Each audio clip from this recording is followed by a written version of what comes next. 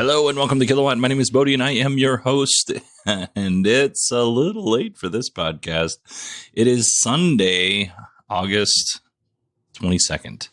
So, interesting fact, I actually started researching and going through the videos of AI Day. I guess researching is a very loose term, but going through the videos of AI Day and trying to figure out how I can incorporate the information from AI Day into this show. And I'm going to be 100% honest with you. I am a certified dummy, and the information presented was specifically to recruit people who are already working in AI or want to work in AI. So it was really nerdy. It was great. Don't get me wrong. It was great, but it was really nerdy. And a lot of it, I understood portions of it.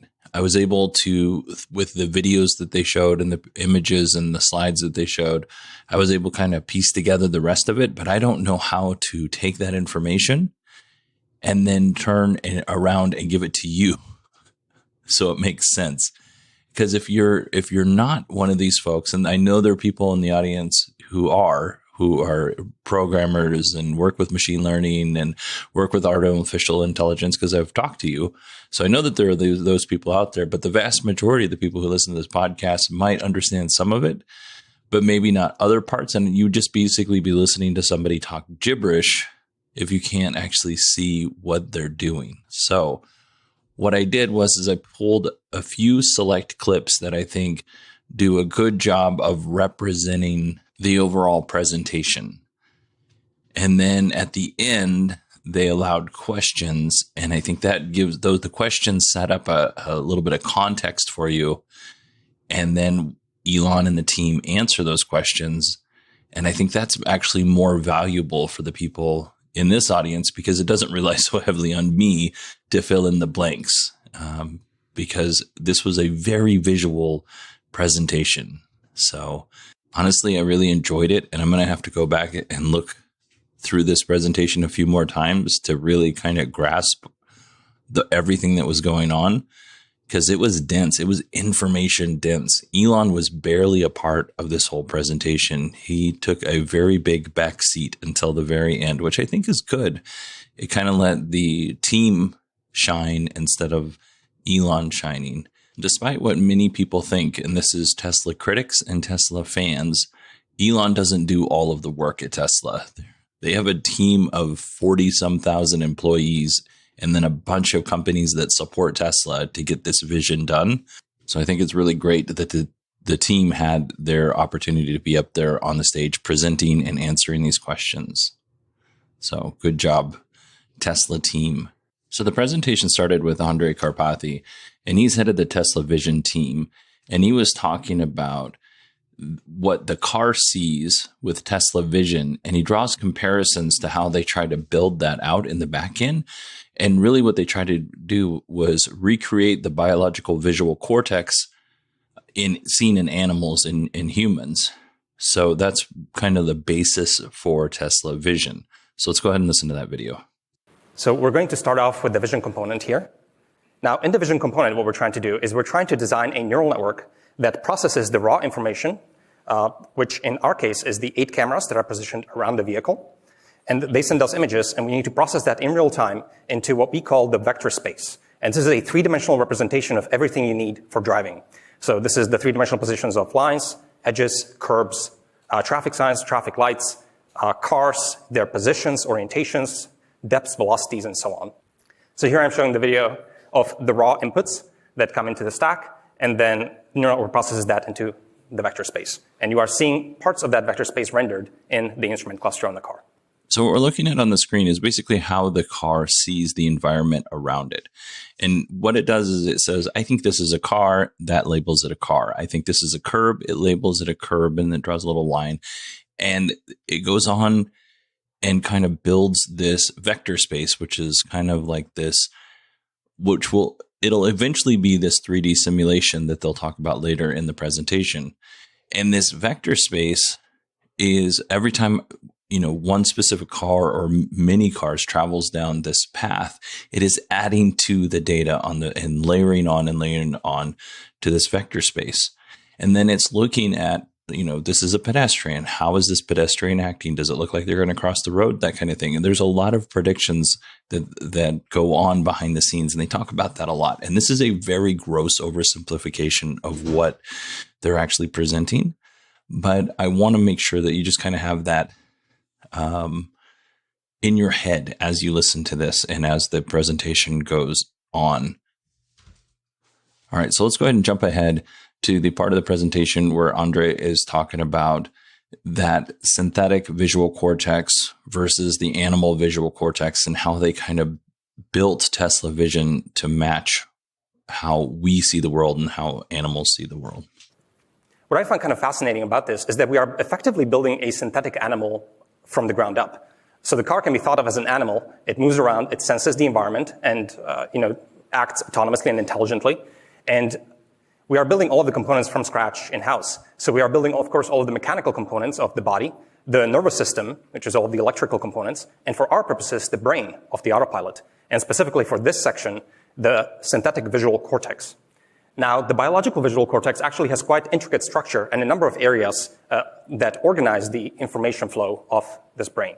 And so in particular, in your visual cortices, the information hits the light, hits the retina, goes through the LGN all the way to the back of your visual cortex, goes through areas V1, V2, V4, the IT, the ventral and the dorsal streams, and the information is organized in a certain layout. And so when we are designing the visual cortex of the car, we also want to design the neural network architecture of how the information flows in the system.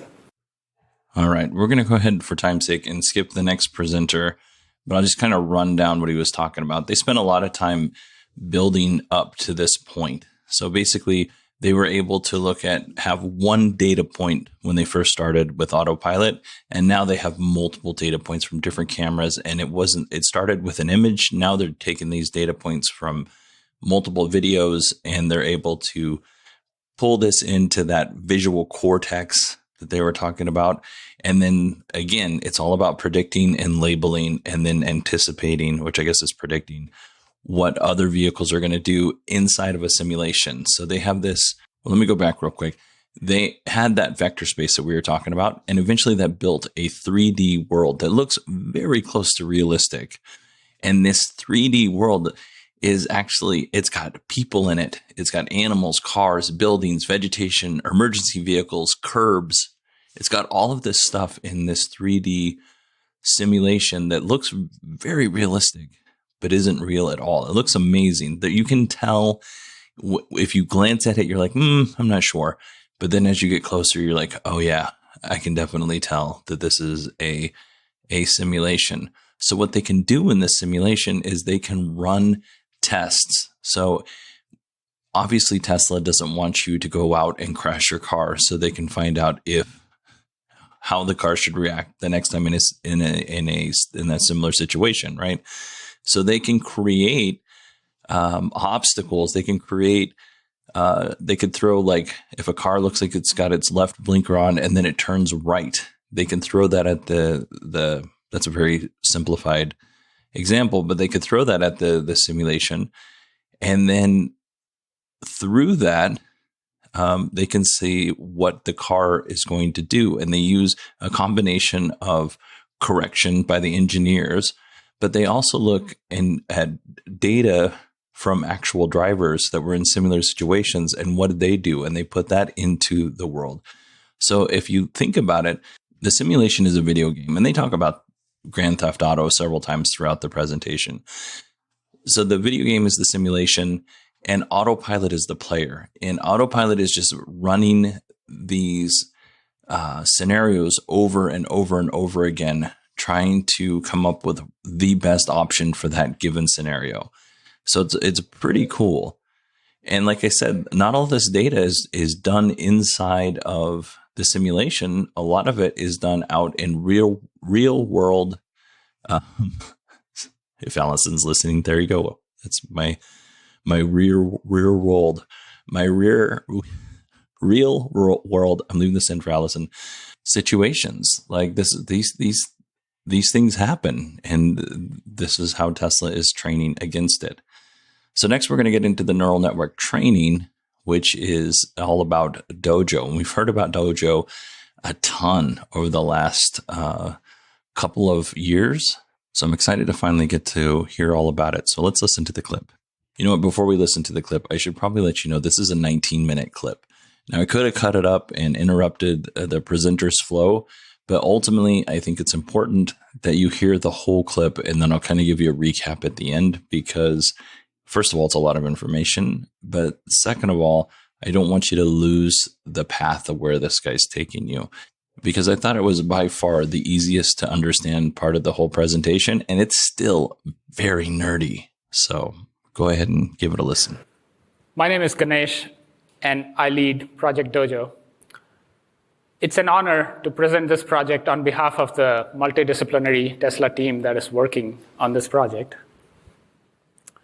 As you saw from Milan, there's an insatiable demand for speed as well as capacity for neural network training. And Elon prefetched this, and a few years back, he asked us to design a super fast training computer. And that's how we started Project Dojo. Our goal is to achieve best AI training performance and support all these larger, more complex models that Andre's team is dreaming of, and be power efficient and cost effective at the same time. So we thought about how to build this, and we came up with a distributed compute architecture. After all the training computers out there are distributed computers in one form or the other. They have compute elements in the box out here connected with some kind of network. In this case, it's a two-dimensional network, but it could be any different network. CPU, GPU, accelerators, all of them have compute, little memory, and network. But one thing which is common trend amongst this is it's easy to scale the compute. It's very difficult to scale up bandwidth and extremely difficult to reduce latencies. And you'll see how our design point catered to that, how our philosophy addressed these aspects of traditional limits. For Dojo, we envisioned a large compute plane filled with very robust compute elements backed with large pool of memory and interconnected with very high bandwidth and low latency fabric and in a 2D mesh format. And on to this, for extreme scale, big neural networks will be partitioned and mapped to extract different parallelism, model, graph, data parallelism. And then a neural compiler of ours will exploit spatial and temporal locality such that it can reduce communication footprint to local zones and reduce global communication. And if we do that, our bandwidth utilization can keep scaling with the plane of compute that we desire out here.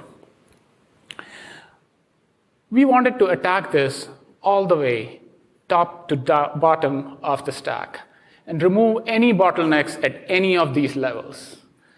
And let's start this journey in an inside-out fashion, starting with the chip. As I described, chips have compute elements. Our smallest entity of scale is called a training node. And the choice of this node is very important to ensure seamless scaling.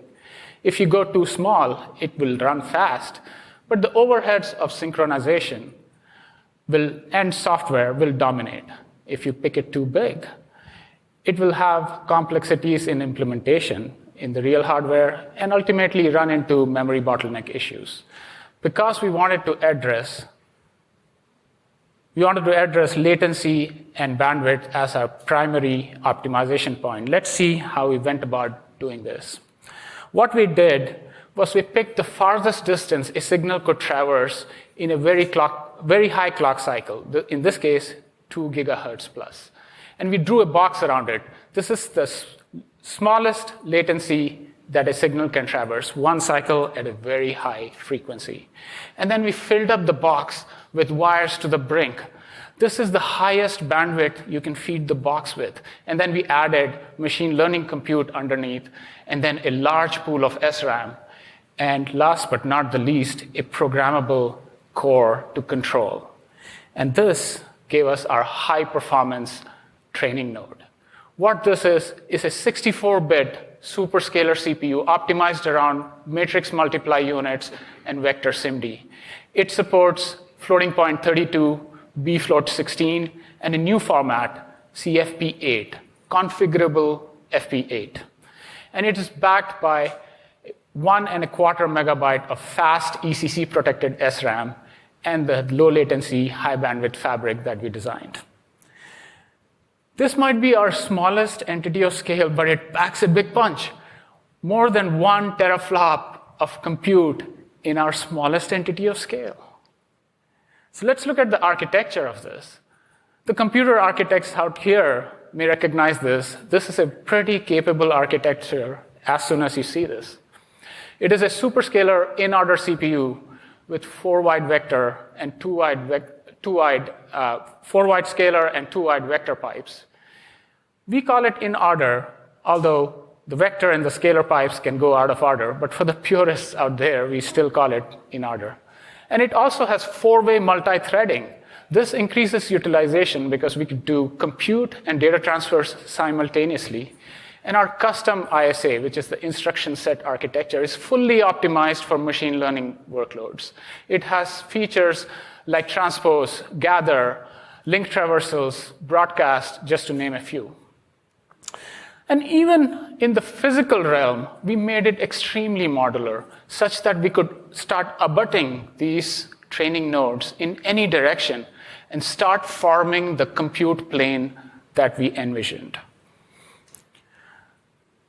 When we click together 354 of these training nodes, we get our compute array. It's capable of delivering 362 teraflops of machine learning compute. And of course, the high bandwidth fabric that interconnects these. And around this compute array, we surrounded it with high-speed, low-power SerDeses, 576 of them, to enable us to have extreme I/O bandwidth coming out of this chip. Just to give you a comparison point, this is more than 2 times the bandwidth coming out of the state-of-the-art networking switch chips which are out there today. And network switch chips are supposed to be the gold standards for I/O bandwidth. If we put all of it together, we get training optimized chip, our D1 chip. This chip is manufactured in 7 nanometer technology. It packs 50 billion transistors in a miserly 645 millimeter square.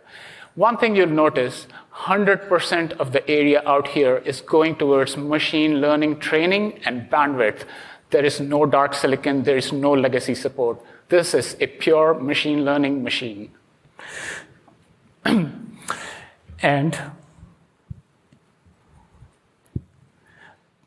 this is the D1 chip in a flip chip BGA package. This was entirely designed by Tesla team internally, all the way from the architecture to GDS out and package. This chip is like a GPU level compute with a CPU level flexibility and twice the network chip level I/O bandwidth. If I were to plot the I/O bandwidth on the vertical scale versus teraflops of compute that is available in the state-of-the-art machine learning chips out there, including some of the startups, you can easily see why our design point excels beyond par. Now that we had this fundamental physical building block, how to design the system around it? Let's see.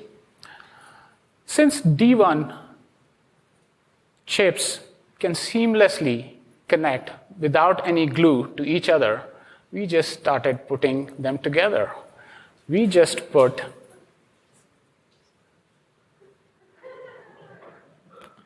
500,000 training nodes together to form our compute plane. This is 1,500 D1 chips seamlessly connected to each other. And then we add Dojo interface processors on each end. This is the host bridge to typical hosts in the data centers. It's connected with PCI Gen 4 on one side with a high bandwidth fabric to our compute plane. The interface processors provide not only the host bridge, but high bandwidth DRAM shared memory for the compute plane. In addition, the interface processors can also allow us to have a higher radix network connection. In order to achieve this compute plane, we had to come up with a new way of integrating these chips together. And this is what we call as a training tile. This is the unit of scale for our system. This is a groundbreaking integration of 25 known good D1 dies onto a fan-out wafer process, tightly integrated such that it preserves the bandwidth between them. The maximum bandwidth is preserved there. And in addition, we generated a connector, a high bandwidth, high density connector that preserves the bandwidth coming out of this training tile. And this tile gives us 9 petaflops of compute with a massive I/O bandwidth coming out of it. This, perhaps, is the biggest organic MCM in the chip industry, multi-chip module. It was not easy to design this. There were no tools that existed. All the tools were croaking. Even our compute cluster couldn't handle it. Our engineers came up with different ways of solving this. They created new methods to make this a reality. Now that we had our compute plane tile with high bandwidth IOs, we had to feed it with power. And here, we came up with a new way of feeding power vertically. We created a custom voltage regulator module that could be reflowed directly onto this fan-out wafer. So what we did out here is we got chip, package, and we brought PCB-level technology of reflow onto this fan-out wafer technology. This is a lot of integration already out here. But we didn't stop here. We integrated the entire electrical, thermal, and mechanical pieces out here to form our training tile fully integrated, interfacing with a 52-volt DC input. It's unprecedented. This is an amazing piece of engineering. Our compute plane is completely orthogonal to power supply and cooling. That makes high bandwidth compute planes possible.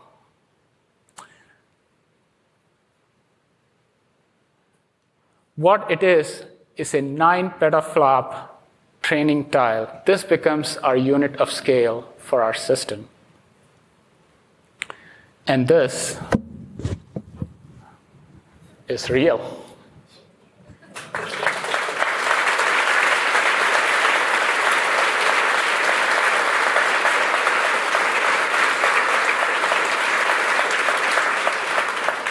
I can't believe I'm holding 9 petaflops out here.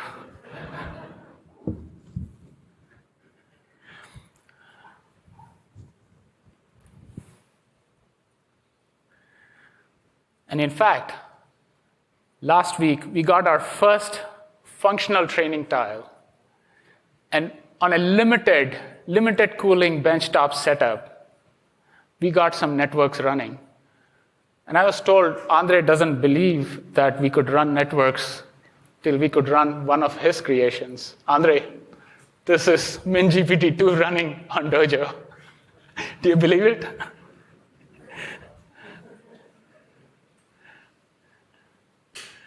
Next up, how to form a compute cluster out of it. By now, you must have realized our modularity story is pretty strong. We just put together some tiles. We just tiled together tiles. A 2x3 tile in a tray makes our training matrix, and 2 trays in a cabinet give 100 petaflops of compute. Did we stop here? No. We just integrated seamlessly. We broke the cabinet walls. We integrated these tiles seamlessly all the way through, preserving the bandwidth. There's no bandwidth divot out here. There's no bandwidth cliffs. All the tiles are seamlessly connected with the same bandwidth. And with this, we have an exapod. This is 1 exaflop of compute in 10 cabinets. It's more than 1 million training nodes that you saw. We paid meticulous attention to that training node, and there are 1 million nodes out here with uniform bandwidth. Not just the hardware, the software aspects are so important to ensure scaling. And not every job requires a huge cluster, so we planned for it right from the get-go. Our compute plane can be subdivided, can be partitioned into units called Dojo Processing Unit. A DPU consists of 1 or more D1 chips. It also has our interface processor and 1 or more hosts.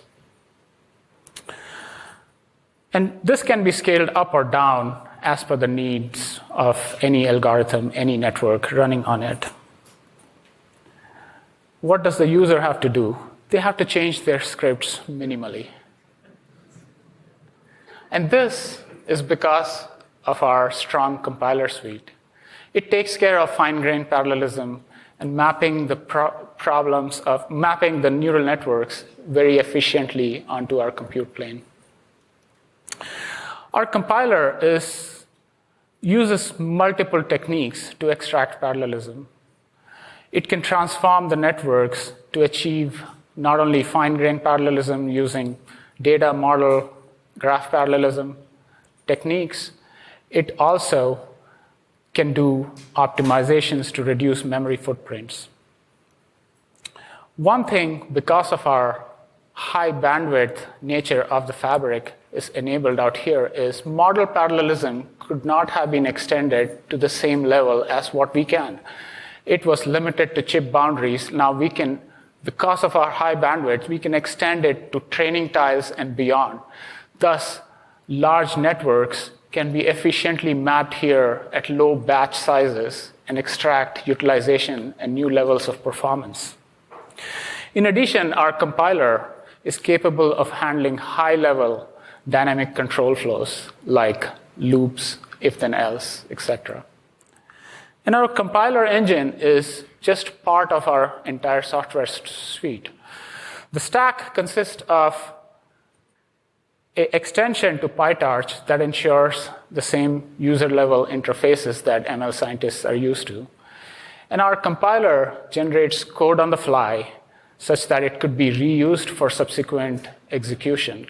It has a LLVM backend that generates the binary for the hardware. And this ensures we can create optimized code for the hardware without relying on even single line of handwritten kernel.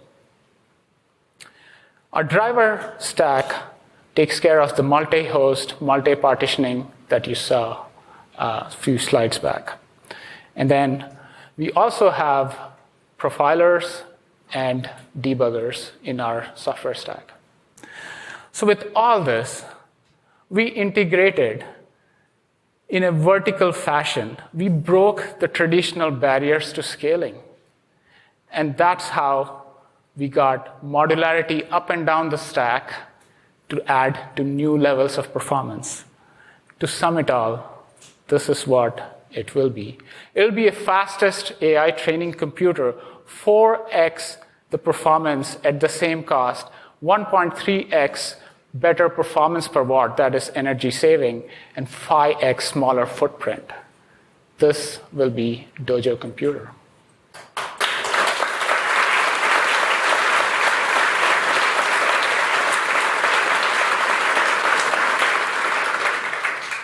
And we are not done. We are assembling our first cabinets pretty soon.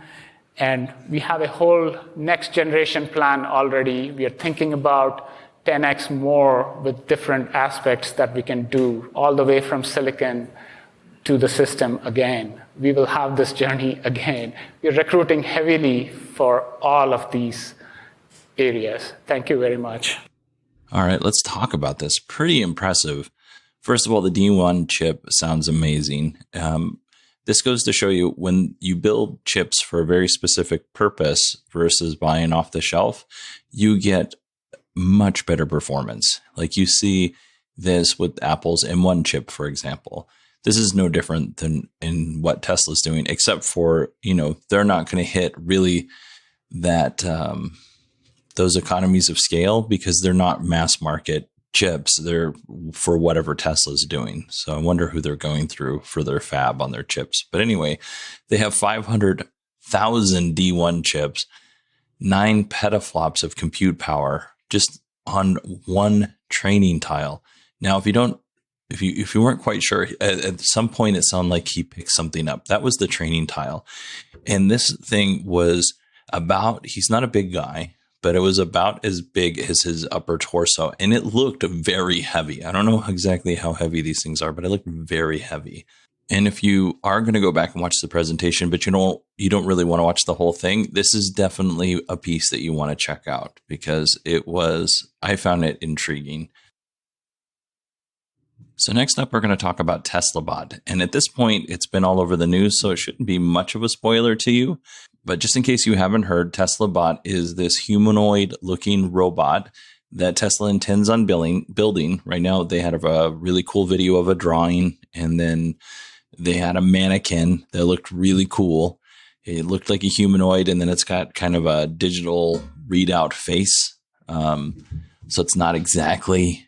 it doesn't have all the human characteristics that you would think.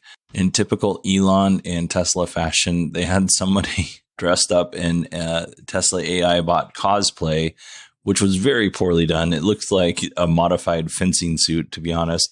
And they walked up the stairs like they were a robot, and then they just started dancing. It was silly. It was silly. At first, I was like, what are they doing here? And then I was like, oh, okay, this is a joke. Clearly, this is a joke. So let's go ahead and listen to Elon talk about Teslabot. Now, unlike Dojo, obviously that was not real. So Dojo is real. The Teslabot will be real. But basically, if you think about what we're doing right now with the cars, Tesla is arguably the world's biggest robotics company because our cars are like semi-sentient robots on wheels. And with the full self-driving computer, essentially the inference engine on the car, which will keep evolving, obviously, and Dojo, and all the neural nets recognizing the world, understanding how to navigate through the world. It kind of makes sense to put that onto a humanoid form. And we're also quite good at sensors and batteries and actuators. So we think we'll probably have a prototype sometime next year that basically looks like this. And it's intended to be friendly, of course, and navigate through a world built for humans and eliminate dangerous, repetitive, and boring tasks. We're setting it such that it is, at a mechanical level, at a physical level, you can run away from it. And most likely overpower it.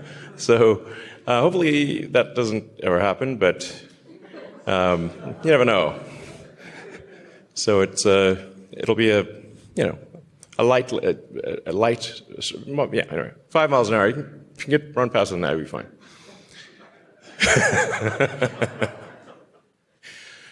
So yeah, it's around 5'8". Has sort of a screen where the head is for useful information, but it's otherwise basically got the autopilot system in it. So it's got cameras, got 8 cameras, and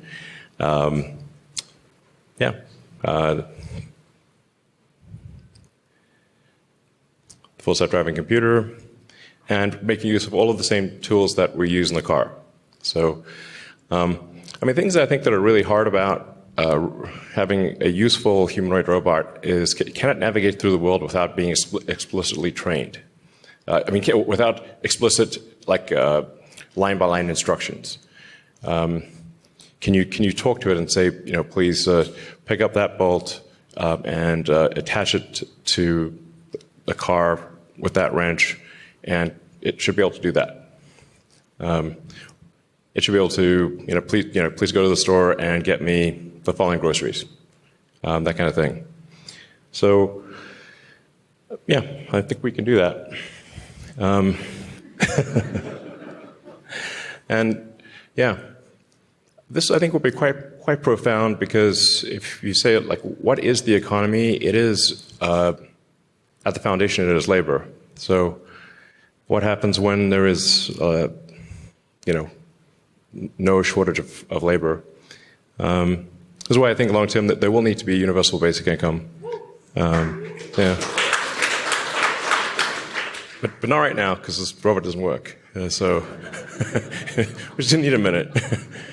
So yeah, but I think essentially in the future, physical work will be a choice. If you want to do it, you can, but you won't need to do it. And yeah, I think it obviously has profound implications for the economy, because given that the economy at its foundational level is labor, capital equipment is just distilled labor, then is there any actual limit to the economy? Maybe not. So, yeah. Join our team and help build this. All right, so I think we'll have everyone come back on the stage, and you guys can ask questions if you'd like. All right, before we get to questions, I'm not sure why you would announce something you haven't prototyped yet, other than it gets, I guess it's kind of associated with AI, but really I think it's more to draw up some buzz, because it was, for the layperson, this was a very dry presentation. There's not a lot of fancy things that the news is going to catch hold of here. And obviously the news has caught hold of the AI bot, because they have talked about that way more than they've talked about anything else. And I think the most impressive thing is Dojo, obviously. But here, I'm just going to give a quick rundown again of the specs and benefits of AI bot. It's built for humans. Its goal is to eliminate boring, repetitive, or dangerous tasks. It's going to be 5'8", 125 pounds. Most people will be able to outrun it. Probably not me at 5 miles per hour. And that I run all the time. Actually, I can run faster than 5 miles per hour, but I'm a very slow runner. The carrying capacity will be 45 pounds. It'll deadlift 150 pounds, and its arm lift will be 10 pounds. So I'm guessing it's not that it can't lift or carry more. If the deadlift's 150 pounds, it's that it'll just fall over if it tries to pick up something that's heavier than those weights. But I think the biggest thing here, and Elon's fear of AI taking over the world, the biggest benefit is be friendly. I do want to talk about something that Elon just kind of glanced over, but he said that this robot could go to the store for you and get groceries. So are we going to see a Tesla Pay like Apple Pay or Google Pay? Or is there going to be a Tesla Pay? Interesting, right? Another thing is robots are very unlikely to unionize. They work cheap. They don't need benefits or workman's comp. I don't think that the robot, we've been doing automation for a really long time. I don't think that we're necessarily going to put people out of jobs. I do think that people are going to need to retrain for sure. And maybe, if you have a very, very specific job and you don't have the ability to do anything else in your life except for this one specific job, like George Jetson pushing the start button at the factory, if you can't do anything but that, then of course you're probably going to lose your job. But if you can be trained, I think you're going to be okay. Now let's talk about this thing as a device. If it comes out, or as a product, if it comes out around $30,000 and it'll clean my house, do laundry, if it's able to actually navigate stairs and then make or prep dinner, I'm 100% in on this thing. And I think this would be honestly an easy sell for my wife. But for us, that would be more of a convenience, right? But there are people who are in wheelchairs. There are people who may be blind or deaf or just elderly I mean, there's a ton of different specific issues that you could have that this thing could make your life better. And we already know in Japan, they had those little robot dogs, and older people there kept those dogs for companionship because they were lonely. I think that this could turn into something like that. And there was a little joke about companionship of a different kind later on in the questions, and I'm pretty sure I left that in. But I mean, genuinely, I think like Rosie the robot, going back to the Jetsons, she was part of the family. I don't see why people wouldn't assign some sort of affection to an AI bot that's basically going around and cleaning your house and grabbing your groceries and stuff like that. So it's just kind of how we are as humans. And if you are a person that wouldn't do that, if you don't have affection towards other humans, then obviously you're not going to have affection towards a robot. But I find myself apologizing to Siri an awful lot. And my Siri is just a dude in my phone. So, you know, I would imagine that if this thing's walking around and roughly your height and looks familiar or looks similar to what you look like, albeit probably a whole lot skinnier, you would probably start assigning it feelings, even if it didn't have any. All right, let's go ahead and get to the questions. For this question segment, I'm pretty much just going to let the questions roll. There's one part where I'm going to really kind of break in and just kind of give a comment, but pretty much it's going to roll through the questions. So let's go ahead and get those started. And I didn't give you every single question. I pruned down to only the best questions, or what I thought would be the most interesting questions for you. I can just, okay, there we go. First off, I mean, thanks to all the presenters. That was just super cool to see everything. I'm just curious at a high level, and this is kind of a question for really anyone who wants to take it. To what extent are you interested in publishing or open sourcing anything that you do for the future? Well, I mean, it is fundamentally extremely expensive to create the system. So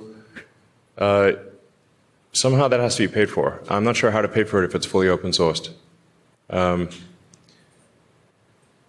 Yeah, unless people want to work for free.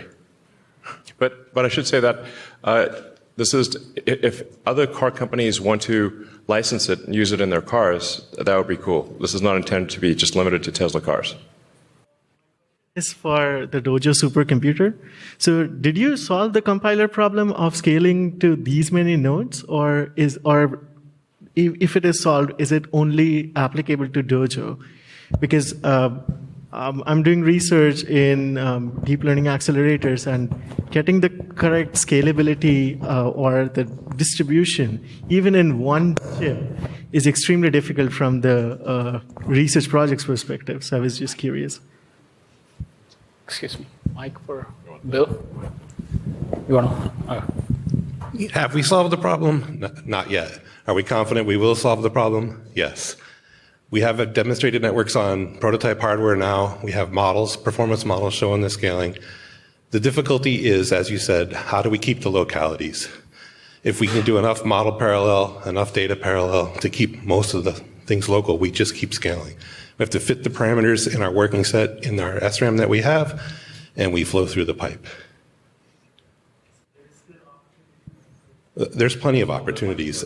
Sorry, as we get further scale for further processor nodes, have more local memory trade-offs with bandwidth, we can do more things. But as we see it now, the applications that Tesla has, we see a clear path. And our modularity story means we can have different ratios, different aspects created out of it. I mean, this is something that we chose for our applications internally. Sure. I was just saying that the locality portion of it, given that training is such a soft scaling application, even though you have all this compute and have a high bandwidth interconnect, it could not give you that performance because you're doing computations on limited memory at different locations. So I was that's very curious to me when you said it's solved, because I just jumped onto the opportunity and would love to know more, given that how much you can open source. Yeah. Yeah, I guess the proof's in the pudding. So we should have Dojo operational next year, and I think we'll obviously use it for training, video training. Fundamentally, this is about like the primary application initially is we've got vast amounts of video, and how do we train vast amounts of video as efficiently as possible, and also shorten the amount of time. Like if you're trying to train to a task, like just in general, innovation is how many iterations and what is the average progress between each iteration. And so if you can reduce the time between iterations, the rate of improvement is much better. So if it takes like sometimes a couple days for a model to train versus a couple hours, that's a big deal. But the acid test here, and what I've told the Dojo team is like it's successful if the software team wants to turn off the GPU cluster. But if they want to keep the GPU cluster on, it's not successful. So. Yeah. Hi, Brett over here. Love the presentation. Thank you for getting us out here. Love everything, especially the simulation part of the presentation. I was wondering, it looked very, very, very realistic. Are there any plans to maybe expand simulation to other parts of the company in any way? Mike, too? Hi, I'm Ian Glow. I manage the autopilot simulation team. So as we go down the path to full self-driving, we're going to have to simulate more and more of the vehicle. Currently, we're simulating vehicle dynamics, but we're going to need BMS, we're going to need the MCU, we're going to need every single part of the vehicle integrated. And that actually makes the autopilot simulator really useful for places outside of autopilot. So I want to expand, or we want to expand eventually to being a universal simulation platform. But I think before that, we're going to be spinning up a lot of Optimus support. And then a little bit further down the line, we have some rough ideas on potentially how to get the simulation infrastructure and some of the cool things we've built into the hands of people outside of the company. Optimus is the code name for the Teslabot. Oops. Optimus subprime. Hi, thank you for all the great work that you've shown. My question is for the team, because the data that was shown seems to be predominantly from the United States that the FSD computer is being trained on. But as it gets rolled out to different countries, which have their own road systems and challenges that come with it, how do you think that it's going to scale? Like I'm assuming the ground up is not a very viable solution. So how does that transfer to different countries? Well, we actually do train on using data from probably like 50 different countries, but we have to pick. As we're trying to advance full self-driving, we need to pick one country, and since we're located here, we pick the U.S. And then we get a lot of questions like, "Why not even Canada?" I'm like, well, because the roads are a little different in Canada, different enough. And so when trying to solve a hard problem, you want to say like, okay, let's not add additional complexity right now. Let's just solve it for the US, and then we'll extrapolate to the rest of the world. But we do use video from all around the world. Yeah, I think a lot of what we are building is very country agnostic. Fundamentally, all the computer vision components and so on don't care too much about country specific sort of features. Different countries have roads, and they have curbs, and they have cars, and everything we're building is fairly general for that. Yeah, and then the prime directive is don't crash. Right, and that's true for every country. Yes, this is the prime directive. Even right now, the car is pretty good at not crashing. And so just basically, whatever it is, don't hit it. Even if it's a UFO that crash landed on the highway, and still don't hit it. You should not need to recognize it in order to not hit it. So that's very important. Thanks, everybody. My question has to do with sort of AI and manufacturing. It's been a while since we've heard about the alien dreadnought concept. Is the humanoid that's behind you guys, is that kind of brought out of the production hell timeline and saying that humans are underrated in that process? Well, sometimes something that I say is taken to too much of an extreme.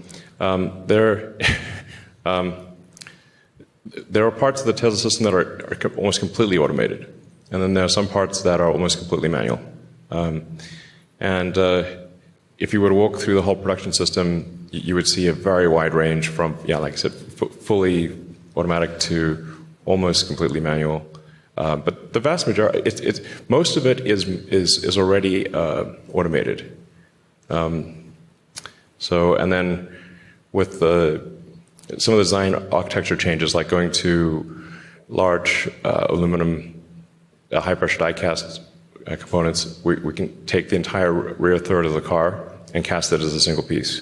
And now we're going to do the front third of the car as a single piece. So the body line drops by like 60 to 70% in size.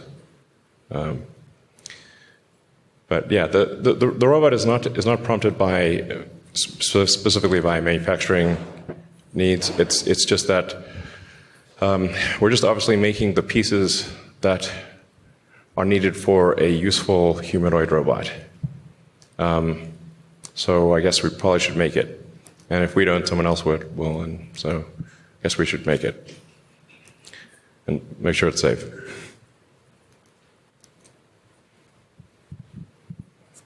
I should say, like, also volume manufacturing is extremely difficult and underrated, and we've gotten pretty good at that. So it's also important for the humanoid robot. Like, how do you make the humanoid robot not be super expensive? And power consumption in data centers and all kinds of other internal processes. My question is Tesla using machine learning within its manufacturing, design, or other engineering processes?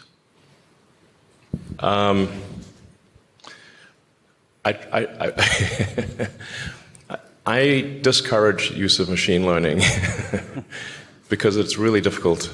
Unless you have to use machine learning, don't do it. It's usually a red flag when somebody says, we want to use machine learning to solve this task. I'm like, that sounds like bullshit. 99.9% of the time, you do not need it. It's kind of like you reach for machine learning when you need to, but I've not found it to be a convenient, easy thing to do. It's a super hard thing to do. Now, that may change if you've got a humanoid robot that can, understand normal instructions. Generally minimize use of machine learning in the factory. Hi. Based on your videos from the simulator, it looked like a combination of graphical and neural approaches. I'm curious what the set of underlying techniques that are used for your simulator and specifically for neural rendering, if you can share. Yeah, so we're doing, at the bottom of the stack, it's just traditional game techniques, just rasterization, real time, very similar to what you'd see in like GTA. On top of that, we're doing real-time ray tracing, and then those results were really hot off the press. We had that little asterisk at the bottom that was from last night. We're going into the neural rendering space. We're trying out a bunch of different things. We want to get to the point where the neural rendering is the cherry on the top that pushes it to the point where the models will never be able to overfit on our simulator. Currently, we're doing things similar to photorealism enhancement. There's a recent paper enhancing photorealism enhancement. But we can do a lot more than what they could do in that paper because we have way more labeled data, way more compute, and also we have a lot more control over our environments. And we also have a lot of people who can help us make this run at real time. But we're going to try whatever we can do to get to the point where we can train everything just with the simulator if we had to, but we will never have to because we have so much real-world data that no one else has. It's just to fill in the little gaps in the real world. Yeah, the simulator is very helpful when there's like these rare cases like collision avoidance right before an accident. And then, ironically, the better our cars become at avoiding accidents, the fewer accidents there are, so then our training set is small, so then we have to make them crash in the simulation. So it's like, okay, minimize potential injury to pedestrians and people in the car. You have 5 meters, you're traveling at 20 meters per second. What actions would minimize probability of injury? We can run that in sim. So, like cars driving down the wrong side of the highway, that kind of thing. Happens occasionally, but not that often. Hi. So quick question about your simulations. Obviously, they're not perfect right now. So are you using any sort of domain adaptation techniques to basically bridge the gap between your simulated data and your actual real-world data? Because I imagine it's kind of dangerous to just deploy models which are solely trained on simulated data. So maybe some sort of explicit domain adaptation or something. Is that going on anywhere in your pipeline? So currently, we're producing the videos straight out of the simulator, the full clips with kinematics and everything, and then we're just immediately training on them, but it's not the entire data set. It's just a small targeted segment, and we only are evaluating based on real-world video. We're paying a lot of attention to make sure we don't overfit, and if we have to start doing fancier things, we will, but currently we're not having an issue with it overfitting on the simulator. We will as we scale up the data, and that's what we're hoping to use neural rendering to bridge that gap, to push that even further out. We've already done things where we're using like the same network as in the car, but retrain it to detect sim versus real to drive our art decisions, and that's actually helped prevent some of these things as well. Yeah, just to emphasize that overwhelmingly the data set is the real video from the cars on the actual roads. Nothing's weirder or has more corner cases than reality. It gets really strange out there. But then if we find, say, a few examples of something very odd, and there's some very odd pictures we've seen, then in order to train it effectively, we want to create simulations, say 1,000 simulations that are variants of that quirky thing that we saw, to fill in some important gaps and make the system better. And really, all of this is about, over time, just reducing the probability of a crash or an injury, and it's called the march of nines. Like, how do you get to 99.9999999% safe? And each 9 is an order of magnitude difficulty increase. Hey all, thanks so much for the presentation. I was curious about the Teslabot. Specifically, I'm wondering if there are any specific applications that you think the humanoid form factor lends itself to. And then secondary, because of its human form factor, is emotion or companionship at all thought about on the product roadmap at all?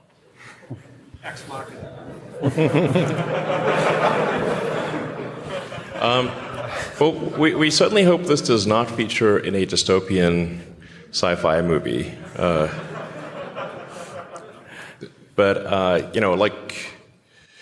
really, at this point, we're saying, like, maybe this robot can we're trying to be as literal as possible. Can it do boring, dangerous, repetitive jobs that people don't want to do?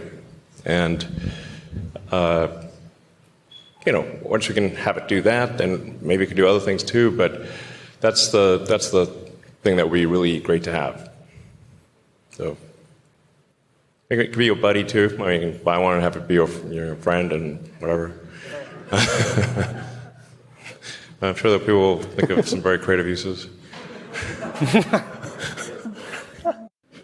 So firstly, thanks for the really incredible presentation.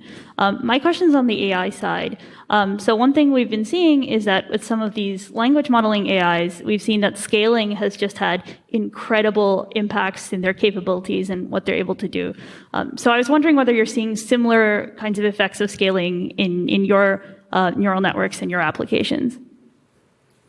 Absolutely. A bigger network, typically we see it performs better, provided you have the data to also train it with. And this is also what we see for ourselves.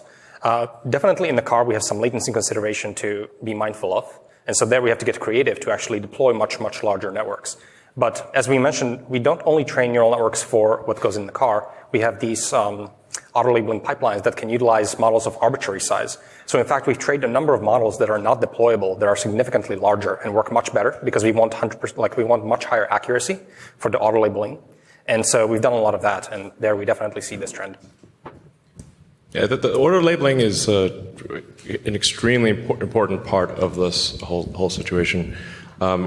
Without the order labeling, I think we would not be able to solve the self-driving problem. It's kind of a funny form of distillation where you're using these very massive models plus the structure of the problem to do this reconstruction, and then you distill that into neural networks that you deploy to the car. But we basically have a lot of neural networks and a lot of tasks that are never intended to go into the car.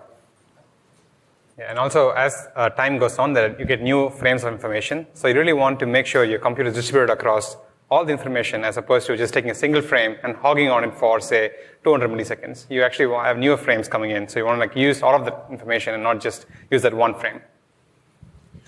I think one of the things we're seeing is that the car's predictive ability is eerily good. It's really getting better than human in terms of predicting, like you say, like predict what this road will look like when it's out of sight, like it's around the bend, and it predicts the road with very high accuracy, predict pedestrians or cyclists where behind, where it just sees a little corner of the bicycle and a little bit through the windows of the bus. And its ability to predict things is going to be much better than humans, like really way beyond. Right. Yeah, we see this often where we have something that is not visible, but the neural network is making up stuff that actually is very sensible. Sometimes it's eerily good, and you have to you're wondering this is in the training set.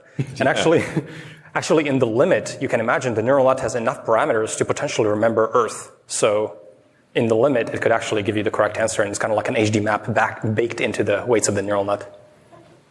Yeah. I have a question about the design of the Teslabot. Specifically, how important is it to maintain that humanoid form?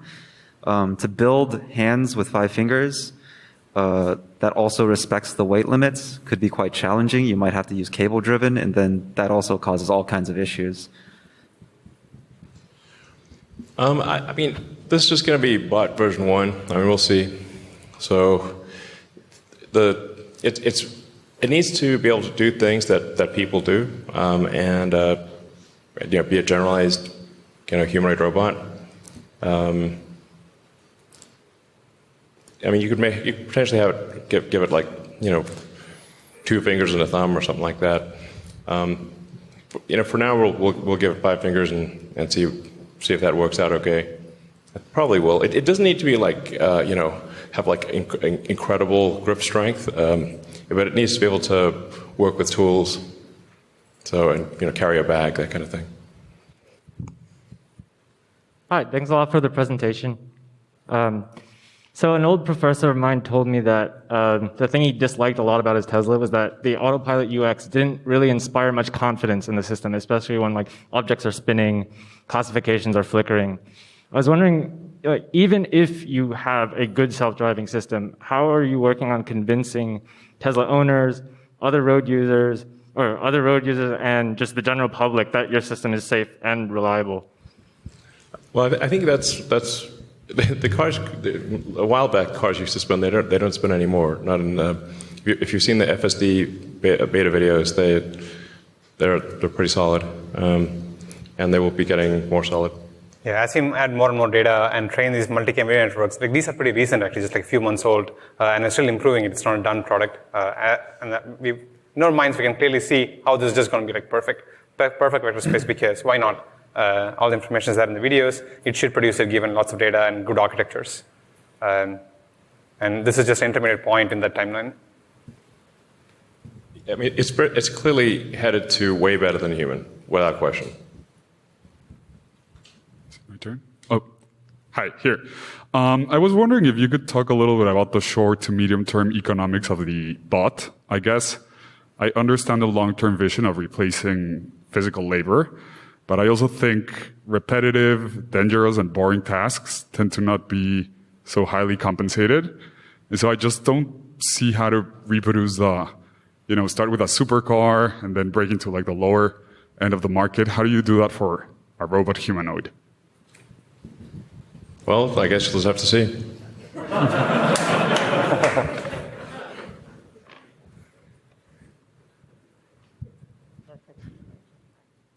Hello.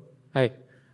I was curious to know how the car AI prioritizes occupant safety versus pedestrian safety, and what thought process goes into like deciding how to bake this into the AI. Well, I mean, the thing to appreciate is that from the computer standpoint, everything is moving slowly. So, to a human, things are moving fast. To the computer, they are not moving fast. So I think this is, in reality, somewhat of a false dichotomy. Not that it will never happen, but it will be very rare.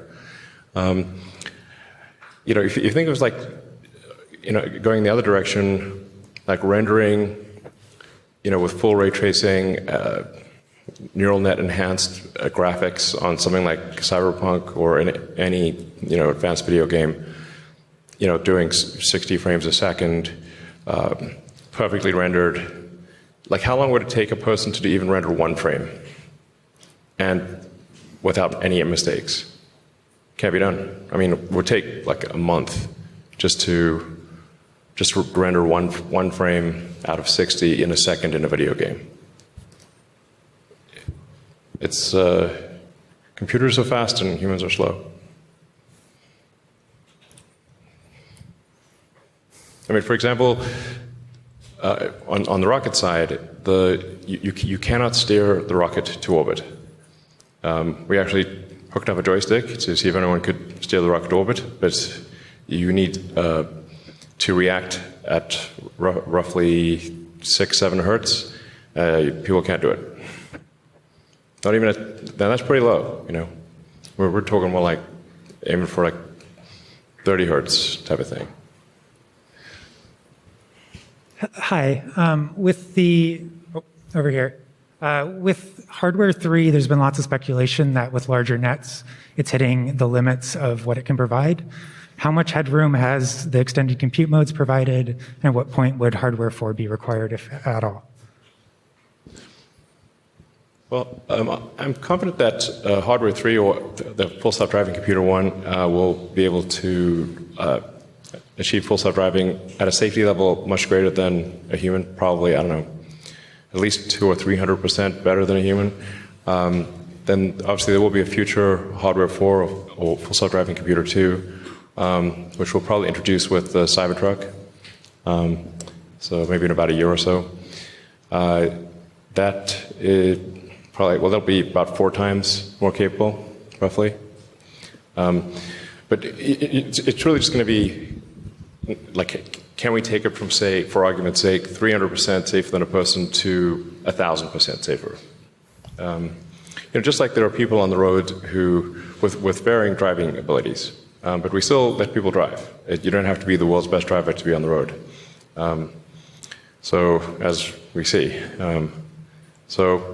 Yeah. You guys want to say anything? All right.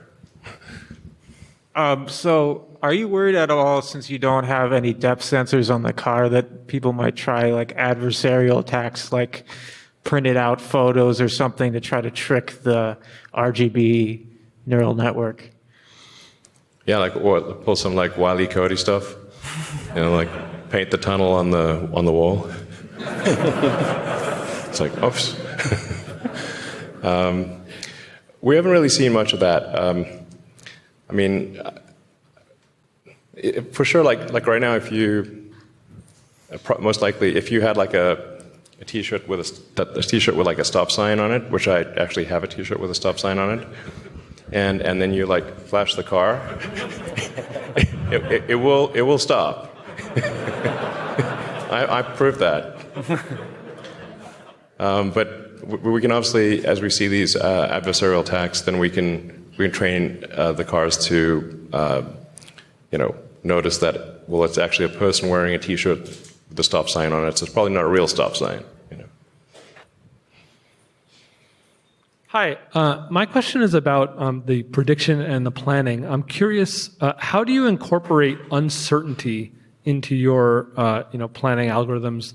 Do you just basically assume, you mentioned that you run the autopilot for all of the other cars on the road.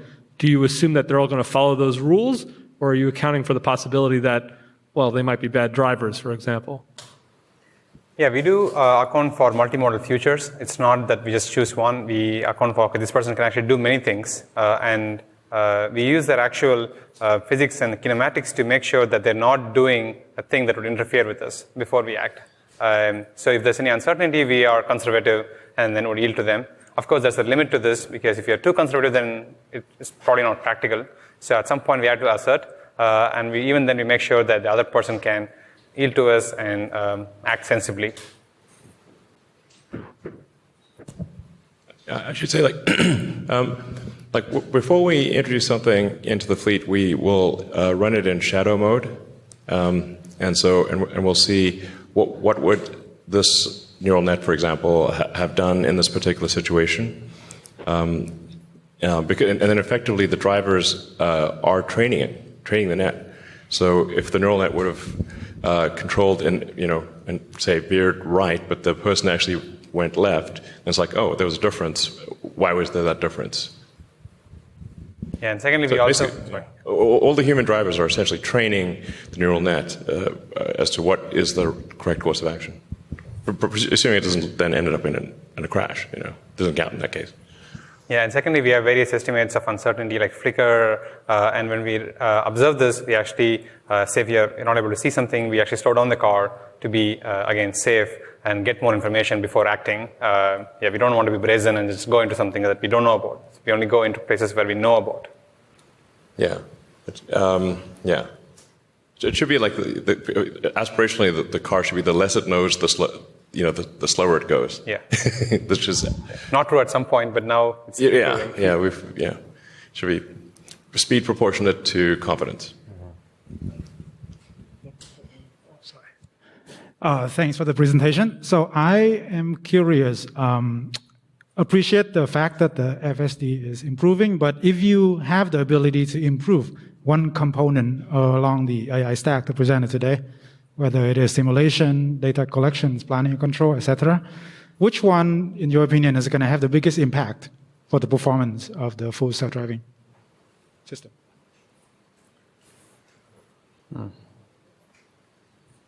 It's really the area under the curve of these multiple points, and if you improve anything, it should improve the area. I mean, the short term, it's arguably we need all of the nets to be surround video. And so we still have some legacy. This is very short term. Obviously, we're fixing it fast. But there's still some nets that are not using surround video. And I think ideally that all use surround video. Yeah.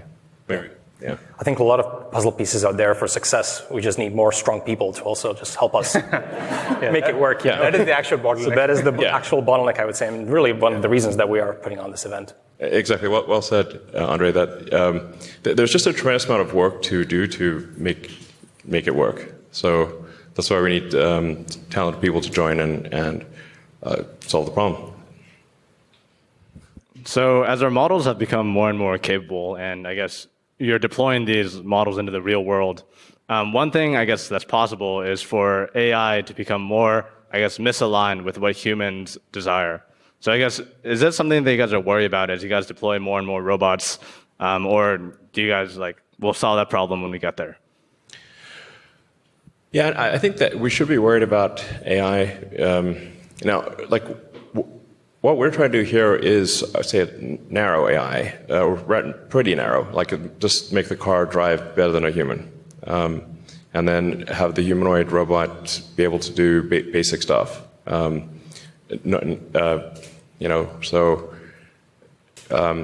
the point at which you sort of start to get to superhuman intelligence, I don't know, all bets are off. But and that'll probably happen. But what we're trying to do here at Tesla is make useful AI that people love and is unequivocally good. That's our, we'll try to aim for that. Okay, maybe one more question.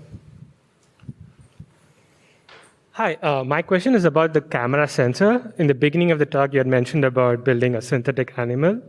And if you think about it, a camera is a very poor approximation of a human eye. And a human eye does a lot more than take a sequence of frames. Have you looked into there are these days are cameras like event cameras? Have you looked into them, or are you looking into a more flexible camera design or building your own camera, for example? Well, with Hardware 4, we will have a next generation camera, but I have to say that the current cameras, we have not reached the limit of the current cameras. And I'm confident we can achieve full self-driving with much higher safety than humans with the current cameras and current compute hardware. But it'd be good to be 1,000% better rather than 300% better. So we'll see continued evolution on all levels in pursuit of that goal. And I think in the future, people will look back and say, "Wow, I can't believe we had to drive these cars ourselves." It'll like self-driving cars will just be just a normal, like self-driving elevators. Elevators used to have elevator operators, and there's someone there with a big relay switch operating the elevator, and then every now and then they'd get tired or make a mistake and shear somebody in half.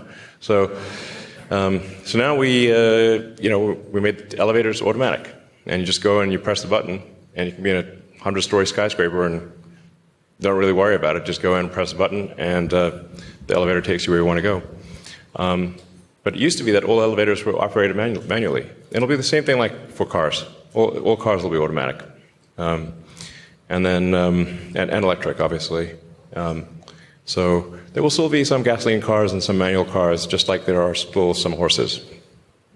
All right, it all comes back to the elevator operator with Elon.